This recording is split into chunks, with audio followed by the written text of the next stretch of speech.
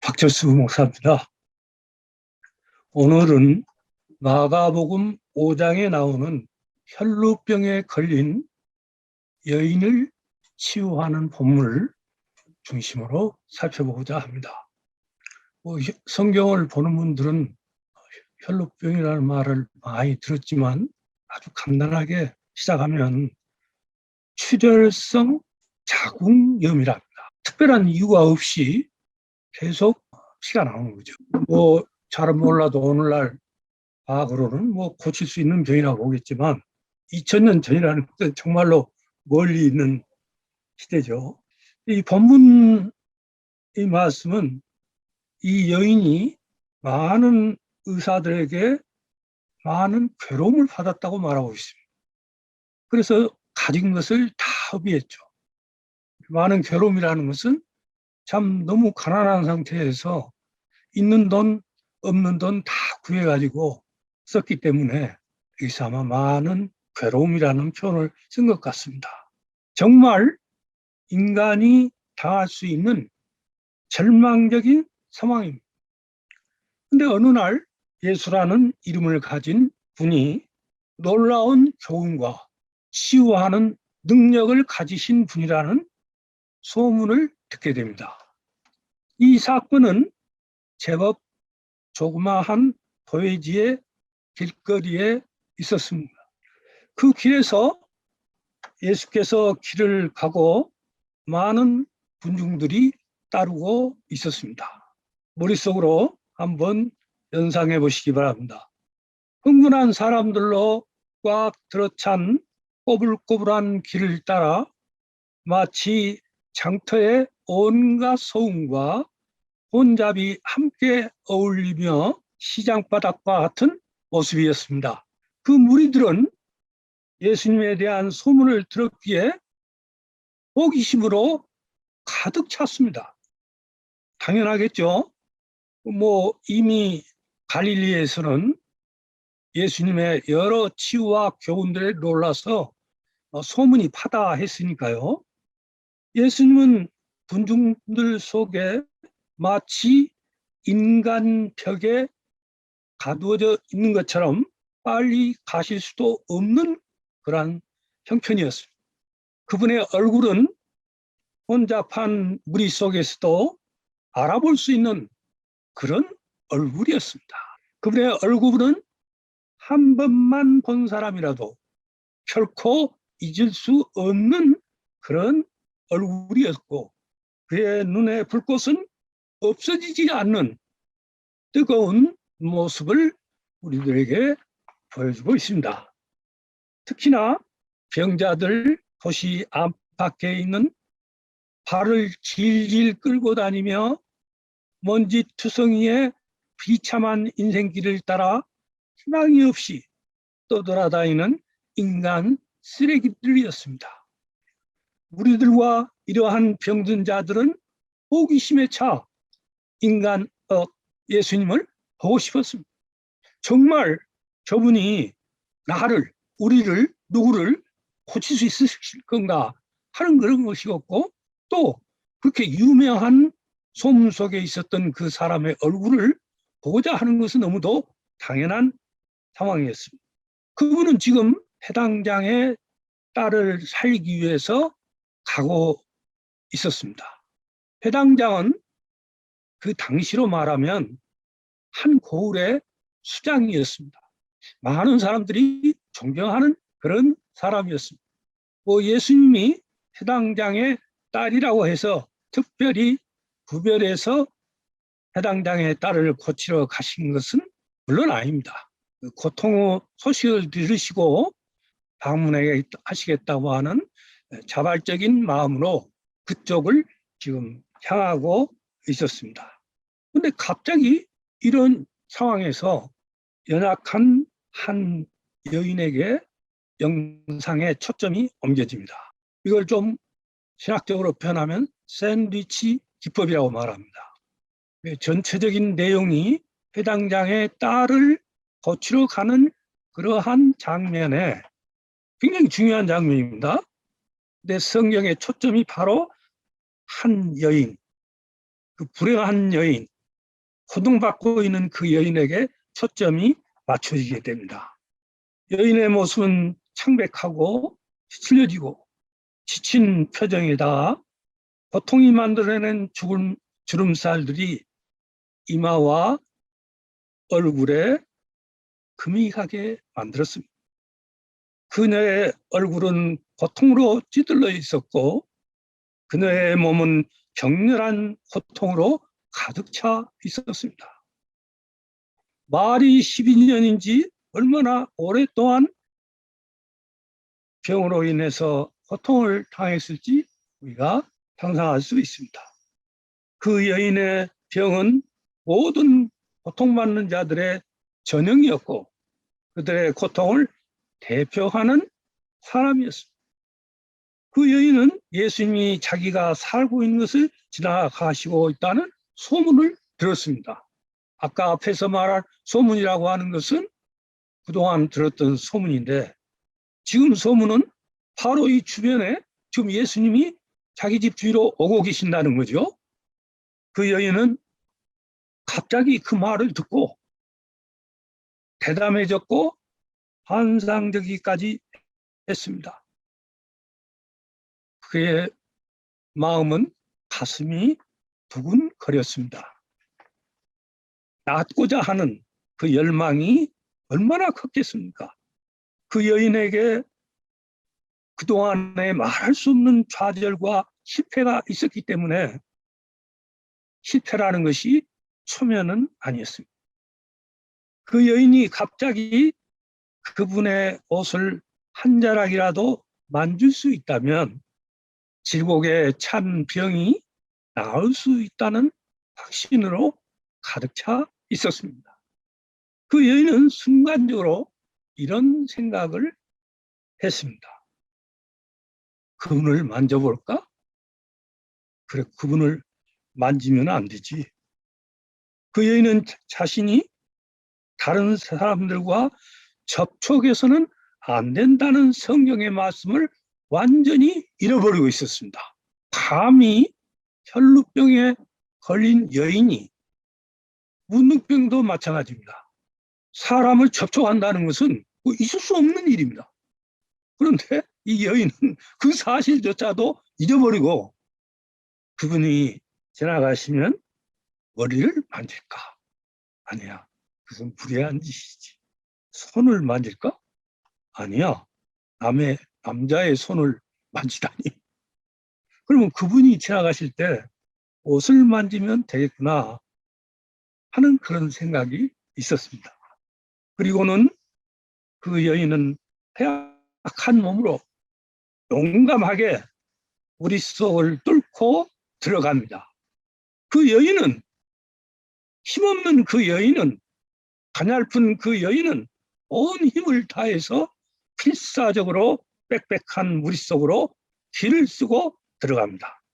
다행히도 예수님은 아직 조금 떨어져 있었습니다. 이제 그분이 바로 앞에 서 있습니다. 그녀는 힘없는 온 힘을 다해서 손으로 그분의 옷을 만졌습니다. 그녀는 떨리는 손으로 강한 희망을 가지고 그분을 만졌습니다. 그 순간 전기의 쇼크처럼 찌르는 혈관 속으로 헐떡거리는 폐 속으로 말라 비틀어진 근육 속으로 핏기 없는 살 속으로 건강과 활력이 뜨겁게 파도처럼 밀려옵니다. 한 사람의 목숨이 구원을 받아 생명을 얻는 순간입니다. 그녀는 아무도 모르게 급히 마친 다음에 자신에게 일어난 놀라운 변화에 떨면서 사람들의 눈에 띄지 않게 물러가리라고 생각했습니다. 아무도 그 여인을 주목한 사람은 없었습니다. 네, 놀랍게도 예수님은 대장과도 같은 접촉을 느끼셨습니다. 그러면서 무서운 말씀을 하십니다. 누가 내 옷을 만졌느냐? 당사자인 여인의 입장에서는 예수님의 옷자락 한번 살짝 손으로 만져보려고 했는데, 그리고 조용히 사라지려 했는데, 예수님이 갑자기 멈추시는 거예요. 예수님을 멈추게 했습니다. 하나님을 멈추게 한 여인입니다. 누가 내 옷을 만졌느냐? 이 말씀을 들은 제자들은 퉁명스럽게 스승에게 거의 비꼬는 말투로, 선생님, 우리가 그것을 어떻게 압니까? 수많은 무리들이 선생님의 주변에 밀어닥치고 있지 않습니까? 근데 갑자기 누가 내 옷을 만졌냐고 물으십니까? 그러나 주님은 주위를 돌아보시면서 걸음을 멈추시고, 그분 특유의 눈빛은 그 여인의 눈에 떨어졌습니다. 그분의 시선이 그 여인을 붙잡았습니다. 그리고는 예수님께서 그 여인에게 말씀하셨습니다. 그분은 그 여인의 행동을 나무라지도 주제넘는 말에 분노하시도 아니하시고, 그녀의 믿음을 조롱하지도 않고, 그녀의 대담함에 놀라시지도 않고, 이해와 사랑과 공감의 음성으로 말씀하셨습니다. 따라, 내 믿음이 너를 구원하였다. 평안히 가라. 내 병에서 놓여 건강할지어다. 마가복음 5장 30절입니다. 따라, 내 믿음이 너를 구원하였다. 평안히 가라. 내 병에서 놓여 건강할지어다. 성경은 항상 현재 진행형으로 읽어야 됩니다. 과거형도 아니고 미래형도 아니고, 우리가 성경을 볼 때는 지금 현재 이 일이 일어나고 있다고 하는 것을 그러한 생각으로 성경을 읽으시기 바랍니다. 그 여인에게는 돈이 없었습니다. 그녀는 예수님을 예배당에서 만나지 않았습니다. 그녀는 예수님을 길거리에서 만났습니다. 그 여인은 예수님과 한 번도 만난 적이 없습니다. 그러나 그녀는 우리 속에서 무명의 병든 한 사람의 만짐은 영광의 주님을 멈추게 했습니다. 우리도 그렇게 할 수 있습니다. 예수님을, 바쁜 예수님을 멈추도록 할 수 있습니다.